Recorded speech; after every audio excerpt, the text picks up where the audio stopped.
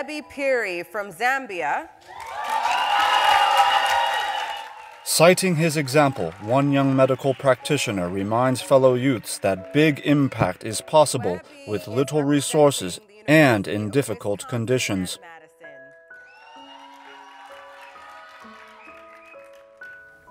I believe in simplicity, so I have a simple idea to share because I believe true genius lies not in complexity but in simplicity.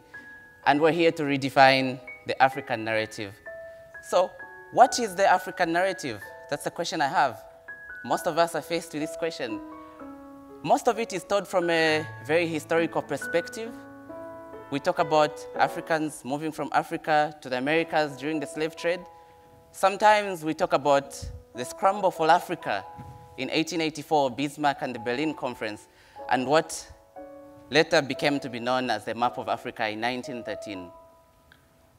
But this is the most important history I would like all of you to know about Africa, is that Africa is actually the origin of life. And it's either you're African or you simply migrated to another part of the world. Essentially, we're all African.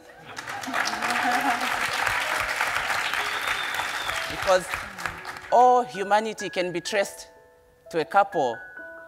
Even genetics has traced it to mitochondria, Adam and Eve, that came from Africa and we moved to the rest of the world. So we are all African at the end of it. And I think as we redefine the African narrative, we should change our ideology as young people, as young African leaders. And there are a few things that I think we should get rid of and what we should build on. Usually, we have unfounded fears. And as young Africans, sometimes, unfortunately, we have been swayed by politics, and sometimes we have been swayed by religious differences. But I would like us to get rid of unfounded fears and build on our confidence. Come on, if we're the originators of human life, we can do anything. We should get rid of our blame rhetoric. I told you a bit about the history of Africa. I think we should move past the blame rhetoric and talk about our hope and talk about realistic ideas. We should move away from false hope, but talk about having responsibilities. We should move away from greed and pull each other down, but we should strengthen our communities together as young Africans. I told you a brief about the African history that sometimes seems like a dark forest. I like to think of young Africans as fireflies. And I look up to many young Africans, and I collect a directory of young Africans who inspire me, because these are like fireflies against this dark past that we may have as a continent. These are some of these icons I look up in Africa. That's Arthur in Cameroon, who made the cardiopad. That's Joko Sante in Senegal. That's Adama Kane from Senegal. These are young Africans who inspire me, and they're like fireflies. And the Ghanaians, group of Ghanaian students who recently launched a satellite into space. These are young Africans who are fireflies who inspire me. Then there's Kiara, 17-year-old girl. She was the 2016 winner of the Google Science Fair. And on the other picture, at the very end, if I can use this pointer, that one over there, that's Mpatso. He's my young brother-in-law, and I worked with him on the project in the backyard, and he made it to the Google Science Fair. It was a simple idea. Remember, I said, true genius lies in simplicity. What about me? I think about the community and the environment, because I believe that the greatest expression of selflessness that anybody can show is to care about the environment and to go green, because that care goes generations beyond our time. And I'm very passionate about tree planting, and that's me. I actually volunteer with Green Pop. It was founded by someone who was a Mandela Washington Fellow, and I take part in their activities for tree planting.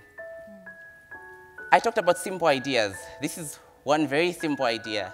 I'm a medical doctor by profession, but one time I looked at the children's ward, and I looked at the walls, it looked dull, and I felt the whole hospital needed makeover. But how do I do it? Most of us work in public institutions. We feel overwhelmed. We want to make a change, but we don't know where to start from. So it was a simple idea again. That's me doing some illustrations on the wall in the children's ward. And from there, Some people came on board, they were motivated, and at the end of the day, we changed an entire hospital. The entire hospital had a makeover, and that's at the official launch of the new hospital because donors came through and they renovated the entire hospital. So again,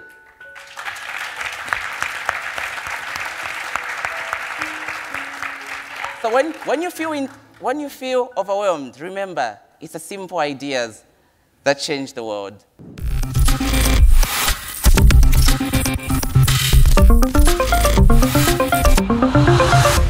Change takes time, but we know from these young leaders that with dedicated, purpose-driven action, positive change, no matter how small, is inevitable. What is that unique feature or passion in us that can guide us to our potential contribution to continental development? Work to identify it, then harness it and apply it in a way that will impact life around you for the better. My name is Ajuri Ngelale. Until next time, lead where you are, and followers will find you.